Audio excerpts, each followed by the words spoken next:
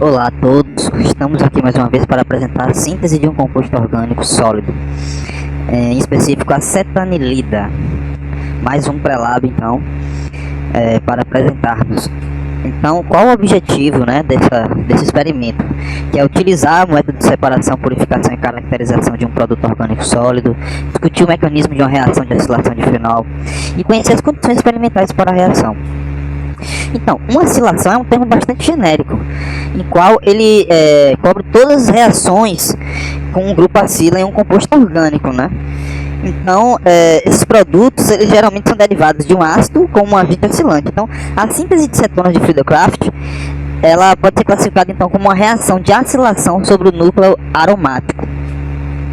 Então, essa nossa reação é uma amina que vai ser tratada com anhídrido acético, que vai formar a acetanilida. Então, a acetanilida é um processo de acetilação de aminas, né? Então, dentro desse processo de acetilação de aminas, há três formas da gente produzir essa reação, que é a partir do cloreto de acetila e com ácido acético glacial. No entanto, nesse experimento vai ser com anhídrido acético, porque é uma reação ela é lenta o suficiente para que a acetilação seja feita na água e é de alta pureza e um bom rendimento. Então, o mecanismo que envolve a formação da acetanilida é um ataque nucleofílico no carbono do anhídrido acético. Então, ocorre uma protonação, um efeito de ressonância, que isso faz com que a amina se ligue ao anhídrido acético. Então, o anhídrido acético ele se rompe, processo de quebra de ligação por ressonância, e é eliminado dessa forma assim o ácido acético e é formada a acetanilida.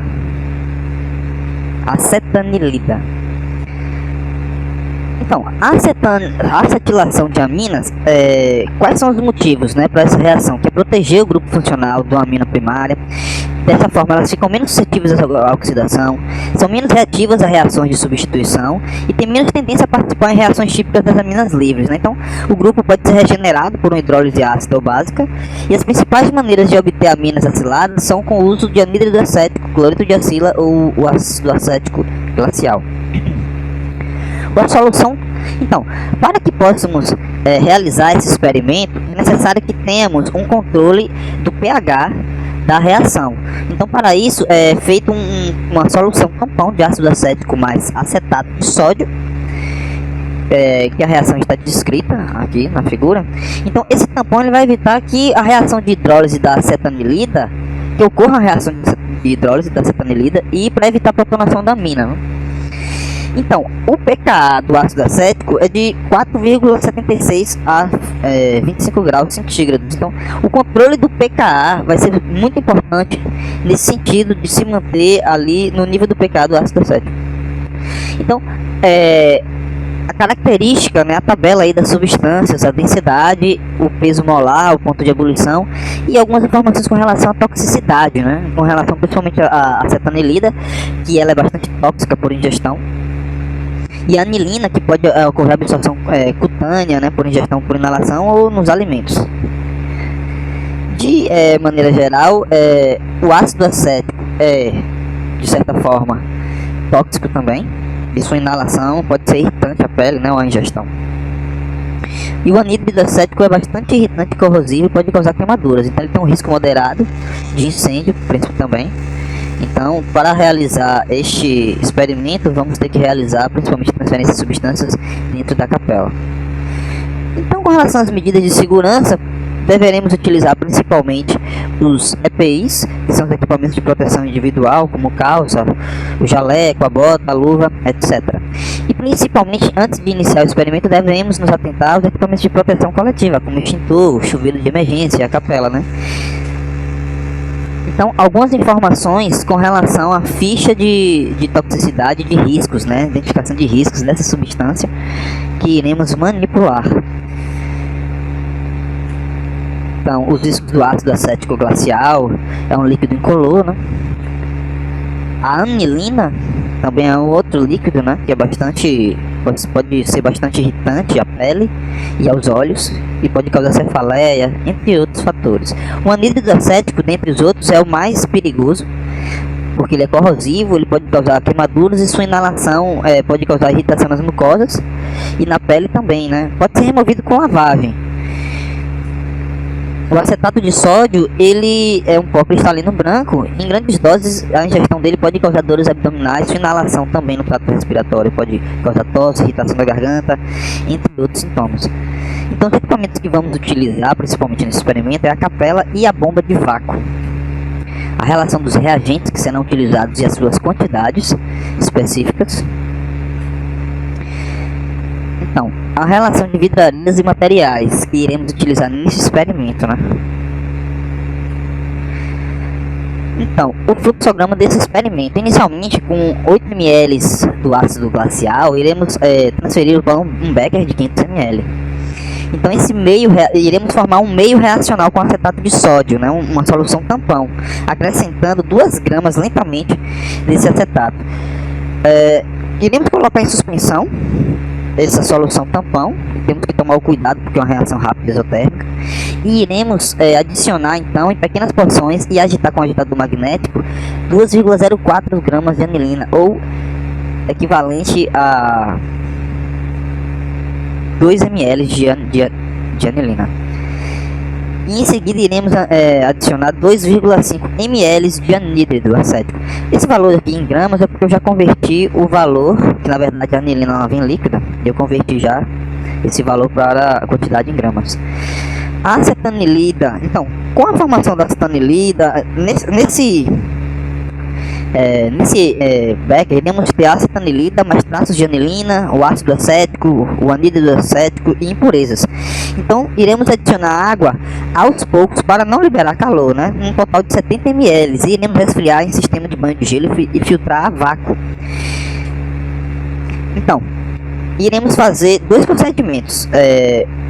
Com o líquido, né, que vai conter a água, iremos descartar em um frasco devidamente rotulado. E o sólido, após essa filtração, a gente que vai estar a acetanilida hidratada mais as impurezas, nós vamos lavar esse precipitado várias vezes com água gelada e depois secar em um dessecador a vácuo, né, durante 1 semana. Então a acetanilida mais as impurezas, que sobrou, né, que foi secada, a gente vai pesar e determinar esse rendimento e determinar o ponto de fusão dessa acetanilida seca e impura. Então, a técnica que vamos utilizar principalmente para agitar, que vai ser necessária, é a agitação magnética, né? Que ela é necessária para ser uma agitação vagarosa e que não haja, que seja um sistema fechado, né? Para que ocorra a exclusão do ar, para evitar a oxidação assim ali do meio da solução. Então, a filtração, o procedimento de filtração que iremos fazer, uma filtração a vácuo, que nessa figura podemos ver ilustrado o funil de Buchner, né, a trompa d'água. Neste caso aqui é um outro aparelho de filtração a vácuo, mas utilizaremos a bomba a vácuo, né? Então, essa filtração a pressão reduzida, né, quais as vantagens em relação à filtração por gravidade, né, que ela é mais rápida e vai produzir uma separação mais eficiente, deixando o sólido mais seco. Mas por que utilizar o funil de Buchner em relação a outros tipos de funil? Porque no funil de Buchner isso permite uma grande quantidade desse sólido, e isso faz com que esses sólidos, ao serem filtrados, eles não se aglutinem. Então, alguns detalhes com relação à filtração a vácuo é esse aumento da velocidade da filtração, né, que ela é provocada devido à sucção do vácuo.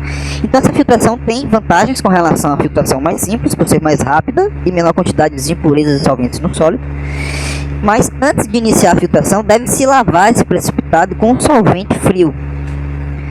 Então, aqui está ilustrado o procedimento de colocação do papel de filtro e molhar esse papel do filtro com um líquido, né, que vai filtrar e vai ligar imediatamente, e antes de ligar, né, esse sistema de vácuo.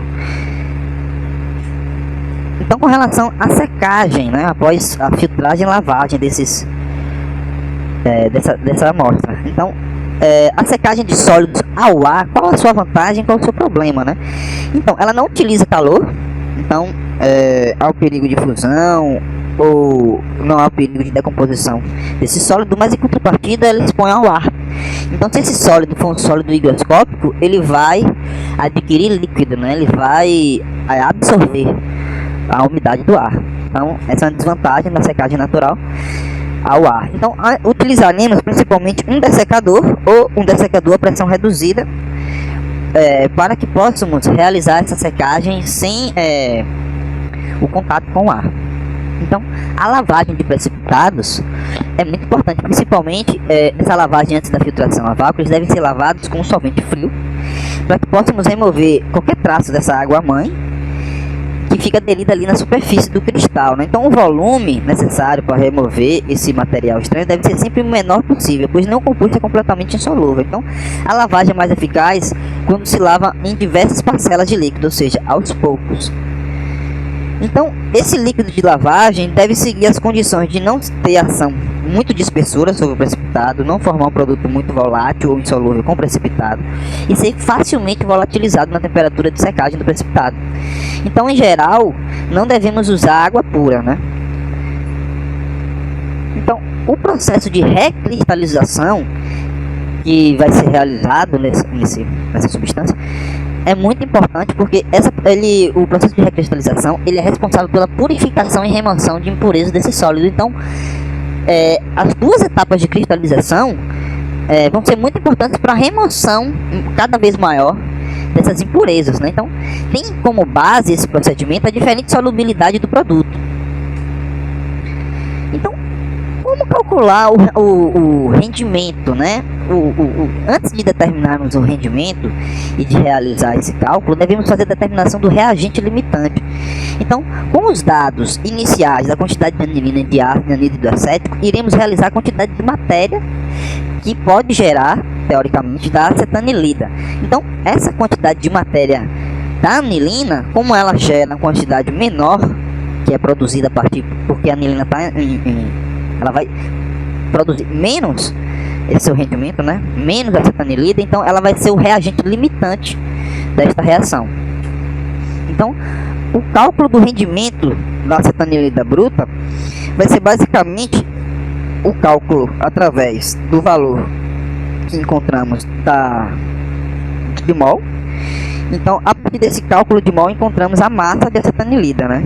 Que vamos encontrar. E a partir dessa massa de anilida bruta, iremos fazer a relação do rendimento com a massa da acetanilida purificada. Então, a partir dessa relação, iremos estabelecer o cálculo do rendimento dessa técnica que utilizamos nesse experimento. Então, posteriormente a determinação do rendimento, iremos também determinar o ponto de fusão. O ponto de fusão na literatura para a acetanilida é em torno de 114, mas em hidrato, ou seja, a acetanilida hidratada, esse ponto de fusão ele está em cerca de 84 graus. Então, a faixa aceitável ideal é de 0,5 graus a 1 grau centígrado, mas essa faixa pode ser maior, né? No máximo, uma faixa de 1 grau centígrado. Então, o ponto de fusão ele é determinante para que possamos determinar o grau de pureza dessa substância, né? Então, a medida do ponto de fusão vai avaliar esse grau de pureza, em que, a partir de que, quanto mais impuro esse sólido, ou a presença de impurezas, isso impede que as interações na molécula do composto se tornem mais fracas. Então, esse ponto de fusão ele diminui, ou seja, o intervalo aumenta.